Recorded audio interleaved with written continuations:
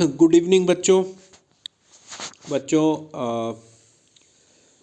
जैसा कि आप लोगों को मालूम है, हम लोग क्लास 10th की हिस्ट्री फॉलो कर रहे हैं। हमारा चैप्टर है print culture and the modern world.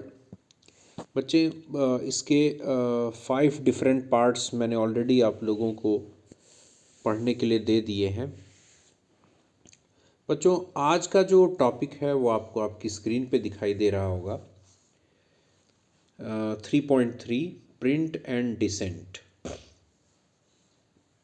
आज हम लोग इसको पढ़ते हैं, समझते हैं। बच्चों, प्रिंट का मतलब आप समझ ही रहे हैं। और डिसेंट का मतलब होता है जब आप किसी से सहमत नहीं होते, डिसएग्री होते हैं, असहमत, है ना।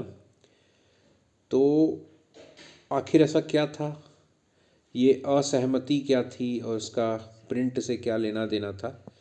चलो बच्चों, देर नहीं करते हैं, लाइन बाय लाइन हम लोग इसको समझते हैं। Print and popular religious literature stimulated many distinctive individual interpretations of faith even among little educated working people। बच्चों, प्रिंट और जो लोकप्रिय धार्मिक साहित्य था, इसने जो धार्मिक विश्वास से जुड़ी बातें हैं, जो आस्था से जुड़ी बातें हैं,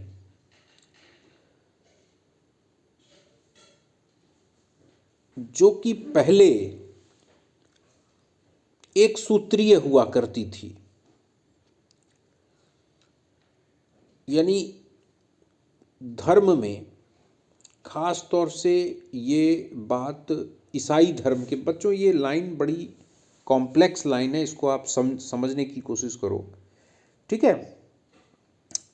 ईसाई धर्म की बात की गई है। ईसाई धर्म में पहले 15वीं शताब्दी 16वीं शताब्दी में, मैंने आपको पिछले वीडियो में बताया था कि जो ऑर्थोडॉक्स थिंकिंग वाले जो क्रिश्चियंस थे, खास तौर से रोमन कैथोलिक, अगर उनका अपना एक विश्वास था, एक ये कह लो कि एक धार्मिक विचार होता था, एक धार्मिक अवधारणा होती थी जिस पर प्रश्न नहीं उठाया जा सकता था, यानी और न उस पर तर्क किया जा सकता था। जैसे मैं एक उदाहरण से आपको समझाऊं। जैसे एक अंधविश्वास है हमारे यहाँ, हमारे समाज में। अब तो उस अंधविश्वास को कोई ज़्यादा मानता नहीं है, पर एक छोटा सा अंधविश्वास है कि अगर हम रास्ते में जा रहे हैं, बिल्ली ने रास्ता काट दिया, तो हम आगे नहीं बढ़ते, कभी कभी पीछे मुड़ जाते हैं, हम आगे नहीं बढ़ते फिर उस रास्ते पे। ये एक सुपरस्टिशन है, एक अंधविश्वास है। अब एक विश्वास है, ये एक धारणा है, ठीक है। लेकिन हम लोग इस पे प्रश्न उठा देते हैं कि भाई, अरे बिल्ली एक जानवर है, वो अचानक भाई कहीं वो बिल्ली जा रही है, कहीं भी जा रही है। अब वो इस एक रोड है, उसको क्या मालूम कि ये रोड है, वो तो अपने रास्ते पे जा रही है। ये तो एक सामान्य सी बात है। और आप जा रहे हैं, आपके आगे से वो रोड को क्रॉस करके गुजर गई, तो इसमें कौन सा लॉजिक है? मतलब क्या ऐसा हो गया कि मतलब हमें आगे नहीं बढ़ना चाहिए, कुछ बुरा होगा, ऐसा क्या है? मतलब इस तरह के प्रश्न हम लोग उठा देते हैं, है ना, कि भाई ये तो अंधविश्वास है, ऐसा क्या है, आप इसको प्रूफ करिए, साइंटिफिकली प्रूफ करिए कि ये सच्चाई, मतलब कुछ बुरा हो जाएगा, ये क्यों बुरा हो जाएगा, है ना। इस तरह के प्रश्न हमारे दिमाग में आते हैं, और न सिर्फ दिमाग में आते हैं बल्कि हम उन प्रश्नों को दूसरों के सामने रख भी देते हैं। लेकिन बच्चों, 14वीं 15वीं शताब्दी में यूरोप में ईसाई धर्म में भी बहुत तरह की अवधारणाएं थीं, बहुत तरह के कट्टर धार्मिक विश्वास थे, लेकिन किसी को इस बात की अनुमति नहीं थी, इजाज़त नहीं थी कि वो इन अवधारणाओं पर, इन धार्मिक सूत्रों अवधारणाओं पर प्रश्न उठा सके या किसी तरह का तर्क कुतर्क कर सके, है ना। ऐसा करना अपराध माना जाता था और उस व्यक्ति को सज़ा दी जाती थी, और कभी कभी तो वो सज़ा मृत्युदंड के रूप में भी होती थी। ठीक है, मतलब you can not interpret the religious terminology और religious you can say myths, है ना। आप इंटरप्रेट यानी उसको आप परिभाषित नहीं कर सकते। जो चर्च ने बोल दिया कि ये एक बात है और इसका मतलब ये है, बस। ठीक है, लेकिन बच्चों प्रिंट टेक्नोलॉजी, प्रिंट ने आई, किताबें छपने लगी, ठीक है, इसलिए अब हर इंडिविजुअल, हर व्यक्ति जो धार्मिक विश्वास है उसको अपने तरीके से उसको परिभाषित कर सकता था। और यहाँ तक कि जो थोड़े बहुत पढ़े लिखे व्यक्ति थे, ठीक है, वो भी इन धार्मिक विश्वासों को अपने हिसाब से परिभाषित कर सकते थे। ठीक है, क्योंकि उनके सामने बहुत सारा प्रिंटेड टेक्स्ट यानी लिखित सामग्री, तरह तरह के लोगों के विचार लिखित रूप में, किताबों के रूप में उनके सामने थे। अब वो इस लायक अपने आप को समझ रहे थे कि वो एक तरह से क्रिटिकल एनालिसिस कर सकें, आलोचनात्मक उसका विश्लेषण कर सकें कि कौन सा व्यक्ति सही बोल रहा है इस धार्मिक विश्वास के बारे में, इस धार्मिक आस्था के बारे में, कौन सही या उचित बोल रहा है, सही नहीं बल्कि उचित बोल रहा है। ठीक है, तो जो कम पढ़े लिखे लोग थे, अब वो भी एक तरह से प्रश्न उठाने लगे। जो धार्मिक आस्था की बातें थीं जो कि उन्हें सही नहीं लगती थीं, या वो उसको अपने तरीके से सही बनाना चाहते थे, है ना। आगे पढ़ते तो और डिटेल में समझ में आएगा बच्चों। In the 16th century, Minocchio, a miller in Italy, began to read books that were available in his locality. मेनेशियो या मेनेकियो, जो भी प्रोनाउंस करो इसको, इटली में एक मिलर, मिल चलाने वाला, उसने किताबें पढ़ने शुरू की जो कि उसके आसपास जो किताबें मिलती थी उनको उसने पढ़ना शुरू किया।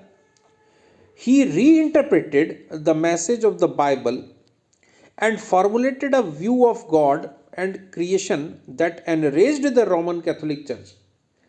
जब उसने किताबें पढ़ी तरह तरह की, धर्म से जुड़ी और तर्क शक्तियों से और दार्शनिकों की जो भी किताब पढ़ी होगी उसने बाइबल का जो संदेश है, बाइबल जो कि ईसाइयों का धर्म ग्रंथ, सर्वोच्च धर्म ग्रंथ होता है, उसके संदेश को उसने अपने हिसाब से इंटरप्रेट किया, अपने हिसाब से उसको परिभाषित किया। खास तौर से ईश्वर का क्या विचार होता है, ईश्वर के विचारों को, बाइबल में जो ईश्वर के विचारों को उसने अपने हिसाब से उसको परिभाषित किया, उसका मतलब निकाला, है ना। और क्रिएशन, ठीक है, गॉड और क्रिएशन को लेकर के उसने अपने विचार अपने ढंग से फॉर्मुलेट किए, अपने हिसाब से उसने बताया। लेकिन उसके इस काम ने रोमन कैथोलिक चर्च को क्रोधित कर दिया।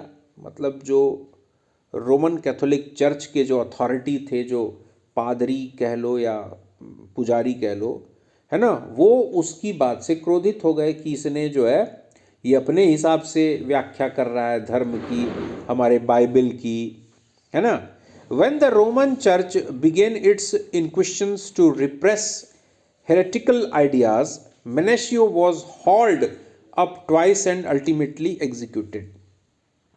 अब बच्चों, इंक्विजिशन का मतलब क्या होता है? A former Roman Catholic court for identifying and punishing heretics. ठीक है, मतलब ये एक रोमन कैथोलिक चर्च में एक अदालत होती थी, एक कोर्ट होता था, जहाँ पर ऐसे लोगों को चिन्हित करना और सजा देना होता था जो धार्मिक आस्था पर प्रश्न उठाते थे, या धार्मिक उस आस्था उनके हिसाब से वो धर्म की बातों में की आलोचना करते थे, उसमें बुराई निकालते थे। तो ऐसे लोगों को चिन्हित करना यानी पहचानना और उनको सजा देना। ठीक है। हेरेटिकल का मतलब होता है beliefs which do not follow the accepted teachings of the church. In medieval times heresy was seen as threat to the right of the church to decide on what should be believed and what should not. Heretical beliefs were severely punished. Heretical का मतलब होता है इस तरह का विश्वास जो कि चर्च के खिलाफ, चर्च की शिक्षाओं के खिलाफ हो। चर्च जो शिक्षा देता है ईश्वर से संबंधित, ईश्वर के क्रिएशन से संबंधित, ईश्वर की आस्था से संबंधित जो चर्च शिक्षाएं लोगों को देता है, उसके खिलाफ सोचना, उसके विरुद्ध सोचना, उसको हेरेटिकल बोलते थे। मध्य काल में जो इस तरह की जो हेरेसी है यानी हेरेटिकल थिंकिंग जो है वो चर्च के अधिकारों पर खतरा माना जाता था, क्योंकि चर्च जो है वो ये डिसाइड करता था कि धर्म के बारे में लोग किस तरह का विश्वास किया जाना चाहिए और किस तरह का विश्वास नहीं किया जाना चाहिए, ये तय करने वाला चर्च होता था। ठीक है। और जो भी हेरेटिकल बिलीफ्स जिनकी भी होती थी उनको बहुत ही क्रूरतापूर्वक सजा दी जाती थी। यानी जो भी चर्च के खिलाफ, चर्च की आस्था और उसके विश्वास और उसकी धार्मिक सूत्रों के खिलाफ सोचता भी था या बोलता भी था, उसको कड़ी से कड़ी सजा मिलती थी बच्चों। सटाइटी का मतलब क्या होता है? The state of being fulfilled much beyond the point of satisfaction. ठीक है। यानी जो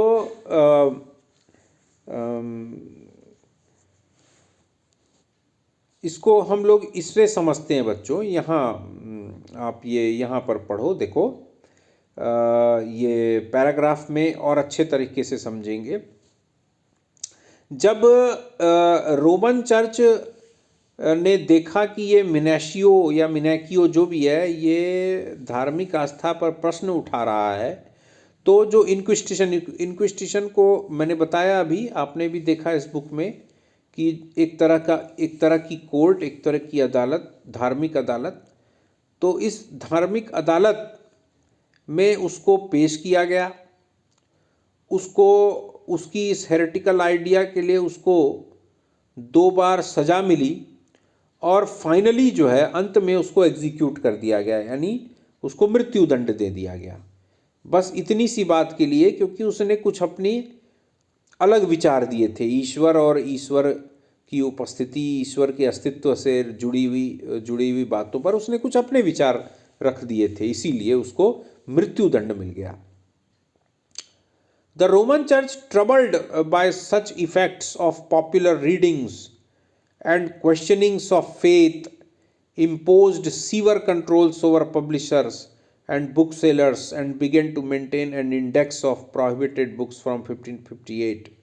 रोमन चर्च ने क्या किया? रोमन चर्च जो है इस तरह की बातों से प्रभावित होकर, ठीक है, जिसमें कि लोकप्रिय तरीके से, यानी लोग बहुत तरह से इस तरह की चीज़ों को पढ़ रहे थे जो कि रोमन चर्च की जो अथॉरिटी है उसके खिलाफ होता था।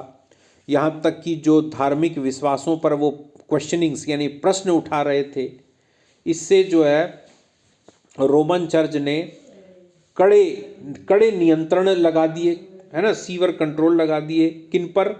प्रकाशकों पर और बुक बेचने वालों, है ना, किताबें छापने वालों पर और किताब बेचने वालों पर कड़े प्रतिबंध लगा दिए। और एक इंडेक्स बनाया गया, एक सूची बनाई गई जिनमें प्रतिबंधित पुस्तकों के नाम लिखे हुए होते थे कि ये प्रतिबंधित पुस्तकें हैं, ये मार्केट में नहीं बिकनी चाहिए। कब से? 1558 से बच्चों। ठीक है। बच्चों आज का वीडियो यहीं तक। नेक्स्ट जो टॉपिक है वो हम लोग पढ़ेंगे point number 4, the reading mania. ठीक है। तो बच्चों आप जो है किसी भी तरह की आपको अगर प्रॉब्लम हो इस चैप्टर से रिलेटेड, या कोई और भी चीज़ चाहते हो, किसी और चैप्टर या किसी और क्लास के बारे में आप किसी टॉपिक को डील करना चाहते हो, चाहे वो पॉलिटिकल साइंस हो, चाहे ज्योग्राफी हो, चाहे हिस्ट्री हो, तो बच्चों आप ज़रूर कमेंट सेक्शन में जाके अपने विचार रखिएगा। सब्सक्राइब करना मत भूलिए। ठीक है। ज़्यादा से ज़्यादा इसको शेयर करिए। Okay, good night.